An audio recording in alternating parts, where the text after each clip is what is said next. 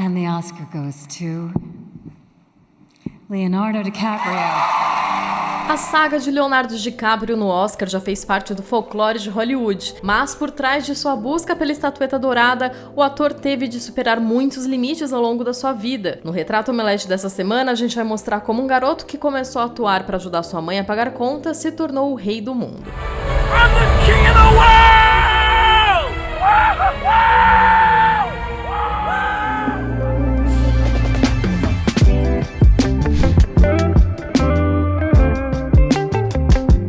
Antes de começar, deixe o seu like no vídeo, assina o canal e comenta qual o próximo ator ou atriz você gostaria de ver por aqui. Quando estava visitando um museu na Itália com seu marido, a jovem Imerlin diz ter sentido seu bebê chutar o seu ventre no exato momento em que passava por uma obra de Leonardo da Vinci. Coincidência ou não, ela tomou isso como um sinal para escolher o nome de seu filho, prevendo que ele seria um artista tão famoso quanto seu xará. Leonardo Wilhelm DiCaprio nasceu no dia 11 de novembro de 1974 em Los Angeles, na Califórnia. Sua mãe trabalhava como secretária enquanto seu pai, George DiCaprio, tentava ganhar a vida escrevendo e produzindo HQs no cenário alternativo de quadrinhos dos anos 1960 e 70. A família de Léo nunca teve muito dinheiro e a situação ficou ainda mais complicada quando seus pais se separaram, antes mesmo de Léo completar 1 ano de idade. DiCaprio foi criado pela mãe, mas ela e o seu pai fizeram de tudo para tentar prover um ambiente estável para o garoto, chegando a morar perto um do outro. Quando era pequeno, Léo era fissurado em documentários sobre a natureza e sonhava em ser biólogo, mas isso mudou depois que ele passou um tempo morando com seu pai e a madrasta Peggy Farrar. Durante esse período, ele se aproximou de seu meio-irmão, Adam Farrar, um ator mirim conhecido por estrelar vários comerciais de TV nos anos 80. A inspiração para seguir uma carreira precoce teria vindo daí, já que Léo também percebeu que ele conseguia melhorar a situação financeira de sua família por meio da atuação. Foi então que, aos 5 anos de idade, Leonardo DiCaprio fez a sua primeira aparição na TV, em um programa educativo chamado Romper Room, mas essa experiência durou muito pouco, já que ele acabou sendo demitido, ou melhor, convidado a se retirar do estúdio por ser muito arteiro. They had a little circle and they were all singing and dancing and stuff like that, but I was too excited to be on camera, so I was running up and slapping the cameras and stuff like that and screaming and looking inside the camera. Tried to pull my mom on stage, and then finally I was too much to handle, so they completely kicked me out. DiCaprio voltou a morar com sua mãe, passando por alguns dos bairros mais pobres e violentos de Los Angeles. Segundo o próprio ator, a criminalidade e a prostituição preenchiam todas as esquinas, e nas suas palavras, abre aspas, era realmente como taxi driver em muitos aspectos. Essa fase durou mais ou menos do ensino fundamental ao ensino médio, e o ator já chegou a comentar que odiava ir para a escola. Ao invés de estudar, ele preferia que a sua mãe o levasse para fazer testes de elenco para poder ajudá-la com as despesas de casa. E assim ele acabou abandonando os estudos no colegial para se dedicar à atuação. Com 14 anos, DiCaprio já havia conseguido alguns papéis em comerciais de TV para grandes marcas como Mattel e Kraft Foods. Segundo o ator, foi esse universo da publicidade que abriu as portas para Hollywood.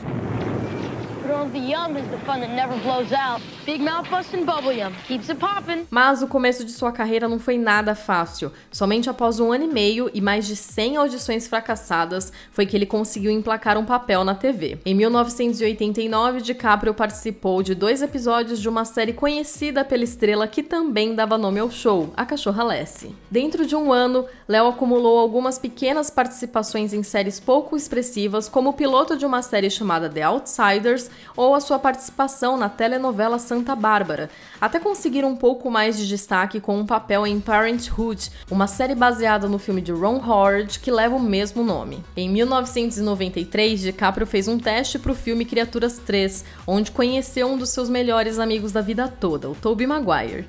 Aliás, Tobey também era um garoto prodígio que rodava o circuito mirim de Hollywood em busca da carreira de ator, e os dois disputaram o mesmo papel. No fim das contas, Léo ficou com a vaga, mas a amizade continuou. E se você ficou curioso para conhecer mais da vida de Tobey Maguire, clica aqui no card para conferir o retrato omelete dele. Após uma participação no longa Relação Indecente, DiCaprio virou um personagem recorrente na sitcom Tudo em Família, onde ficou famoso pela sua imaturidade no set. Como conta a atriz Joanna Kearns, Léo não parava de fazer piadas com seus colegas durante as filmagens. Apesar dessa fama, Léo foi escolhido entre 400 jovens atores para contracenar com Robert De Niro no novo longa de Keaton Jones, O Despertar de um Homem. O diretor Michael Keaton Jones relembra que o garoto não fazia ideia de como se comportar em um set de filmagem, sempre fazendo piadinhas em momentos errados. Segundo o diretor, abre aspas, eu sentia que ele poderia entrar na linha e ser um ator fantástico ou se tornar um idiota e jogar sua carreira fora. E assim, Keaton Jones acabou se tornando um mentor para DiCaprio, que anos mais tarde faria questão de mencioná-lo em seu discurso de aceitação no Oscar. I have to thank everyone from the very onset of my career, Mr. Keaton Jones, for casting me in my first film, Mr. Scorsese, for teaching me so much about the cinematic art form. Em pouco tempo, essa mentoria parece ter surtido efeito. Em 93, DiCaprio fez o papel de um rapaz com necessidades especiais, contracenando no longa Gilbert Grape, Aprendiz de Sonhador, com Johnny Depp, que havia acabado de estourar como estrela de Edward Mãos de Tesoura. Se antes Léo era tido como imaturo no set, nessa época ele já começava a demonstrar sinais da sua famosa dedicação. Para se preparar para Gilbert Grape, ele passou alguns dias numa instituição para adolescentes mentalmente instáveis, absorvendo todos os maneirismos dos pacientes, e o resultado foi a sua primeira indicação ao Oscar de melhor ator coadjuvante aos 19 anos de idade. Hey! Do the siren, okay? Do the siren, alright? Daí pra frente, a postura e dedicação de DiCaprio no set mudaram bastante. Em Diário de um Adolescente, por exemplo, DiCaprio interpreta Jim Carroll, um jovem que sonha em jogar basquete, mas que precisa lutar contra a dependência de drogas. Em uma entrevista para o LA Times, o ator contou que trabalhou com um especialista no assunto para entender como incorporar os impactos físicos causados pelas drogas no corpo humano.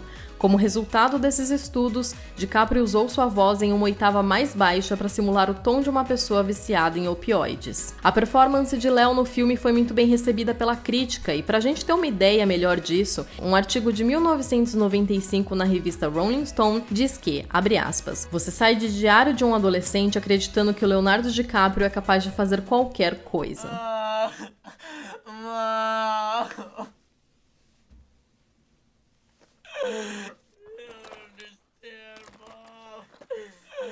You don't know what you're fucking doing to me. Mom, I'm in pain. How could you do this to your son, you bitch? A fama de garoto prodígio continuava a crescer nos bastidores de Hollywood ao ser escalado para participar do Faroeste Rápido e Mortal, dirigido por Sam Raimi, e para o papel de Romeu na adaptação estilizada do clássico de Shakespeare Romeu mais Julieta. A essa altura, DiCaprio já tinha conquistado a atenção do mundo, mas nada comparado ao que viria pela frente.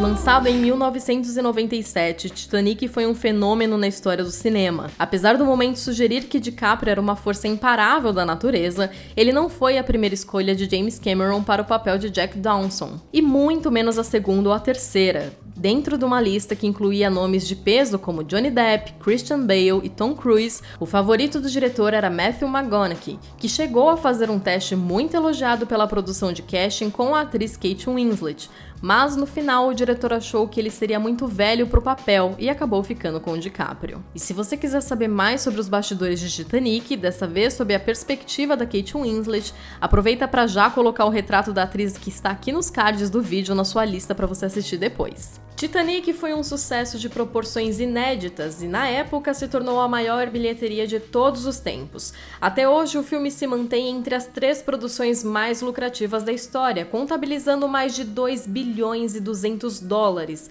atrás apenas de Vingadores Ultimato e outro sucesso de James Cameron, Avatar. O longa também se tornou uma das obras mais aclamadas de todos os tempos, recebendo 14 indicações ao Oscar e 11 estatuetas, mas sem nenhum aceno para a performance de DiCaprio no filme. Por outro lado, Léo havia conquistado uma verdadeira legião de fãs ao redor do mundo com seu papel de Jack Dawson. Enquanto alguns críticos especializados usaram seu espaço na mídia para questionar se o ator havia sido roubado no Oscar de 1998, alguns fãs mais passionais tomaram atitudes mais drásticas. Mais de 200 pessoas mandaram e-mails e ligaram na sede da academia em Los Angeles demandando que o Léo estivesse entre os indicados. E foi possivelmente nessa época que surgiu o mito de Leonardo Leonardo DiCaprio, o injustiçado do Oscar. Esse período ainda revelou outro sucesso do ator, o longa Prenda-me se for capaz, dirigido pelo Steven Spielberg, que se tornou a produção com o segundo maior sucesso comercial de sua carreira depois de Titanic. Mas a carreira do ator também teve alguns tropeços.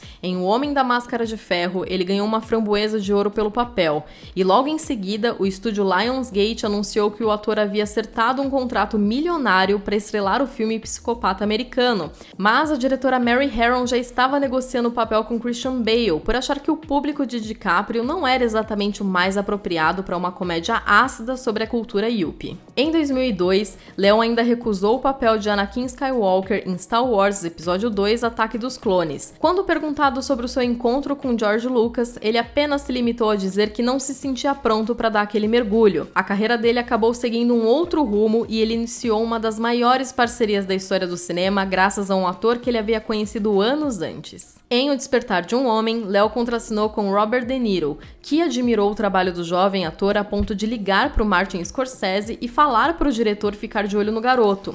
Some scenes from this boy's life, but it was after Robert De Niro told me, by the way, I'm working with this young kid, he's really good, you should work with him sometime. His name is DiCaprio. 9 anos após o conselho de De Niro, o diretor finalmente convidou o ator para sua próxima produção, Gangues de Nova York. In honor of Priest Fallon.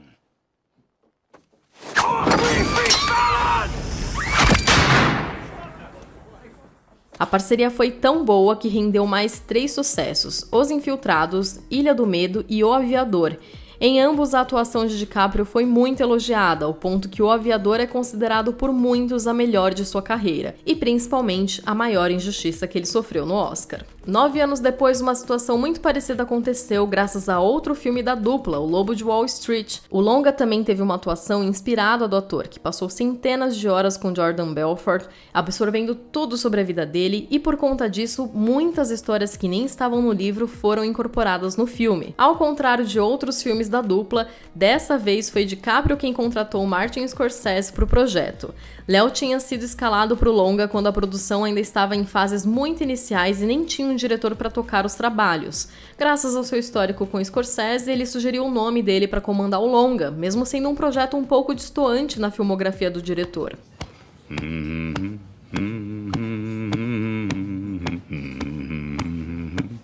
Come on. Já consagrado como um dos nomes requisitados de Hollywood, DiCaprio ficou conhecido por ser muito criterioso com os projetos que escolhe, como é o caso de Diamante de Sangue, a mega produção A Origem e o longa que finalmente lhe rendeu o Oscar, O Regresso.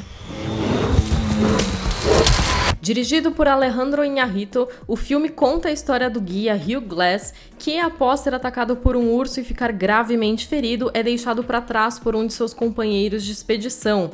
Abandonado para morrer de frio ou de fome, ele consegue superar todos os limites movido apenas pelo seu desejo de vingança.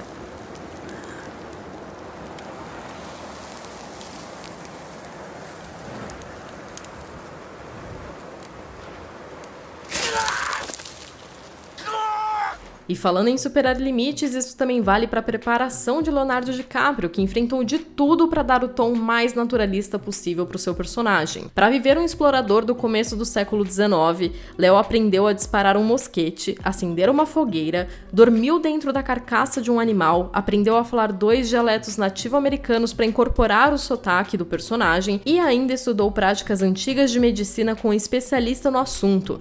Além disso, DiCaprio, que é vegetariano, insistiu para que usassem um fígado real de bisão para dar mais realismo à cena. Os dias de filmagens também não foram nada fáceis. O preciosismo de Iñárritu fez com que a equipe fosse submetida a 7 meses de gravações nas florestas congeladas do Canadá. Sob essas condições extremas, DiCaprio, que quase teve uma hipotermia no set, comentou, abre aspas, muito tem se falado sobre as dificuldades de se fazer esse filme e quão meticuloso Alejandro é com sua visão, mas para mim isso é algo que deveria ser exaltado. Em 2016, Léo chegou no Oscar como favorito. A essa altura não era apenas toda a sua dedicação no último longa que estava em jogo, mas a sua carreira inteira que merecia ser reconhecida. Depois de ser indicado 4 vezes sem nunca ganhar e até virar meme por isso, Léo finalmente levou uma estatueta. And for those people out there whose voices have been drowned out by the politics of greed, I thank you all for this amazing award tonight. Let us not take this planet for granted. I do not take tonight for granted. Thank you so very much. Ao longo de sua carreira, Leo DiCaprio impressionou vários diretores com quem trabalhou, e isso não foi diferente com Quentin Tarantino, nas 2 vezes em que eles se encontraram pessoalmente. Em Django Livre, DiCaprio interpreta o vilão Kelvin Candy, e apesar de entregar uma performance memorável, o ator revelou que não se sentiu nada confortável por retratar um personagem extremamente perverso e racista. Como sempre, DiCaprio se entregou ao máximo pro papel, chegando a se cortar de verdade em uma cena e surpreendendo seus colegas ao continuar rodando sem sair do personagem, enquanto gotas reais de sangue escorriam pela sua mão. Mr. Moby, would you be so kind as to collect the pistol hanging off these boys' hips here?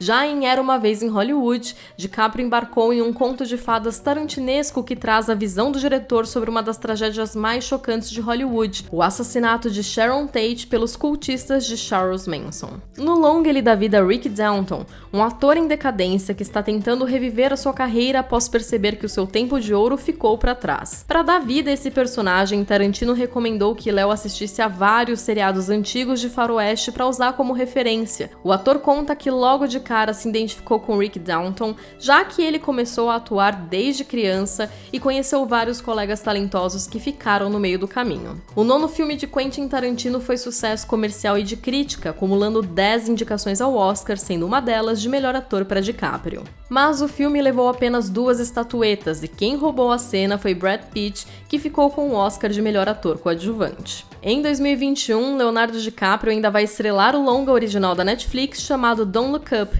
e pro futuro podemos esperar mais uma parceria dele com Martin Scorsese, já que o Leo tá confirmado no próximo filme do diretor, Killers of the Flower Moon. Fora das telas, DiCaprio é um dos principais ativistas do momento, tentando alertar o mundo sobre os perigos reais do aquecimento global. Mas seu interesse sobre o assunto começou lá em 1998, quando participou de uma reunião com o ex-vice-presidente americano Al Gore, conhecido por sua pauta ambientalista.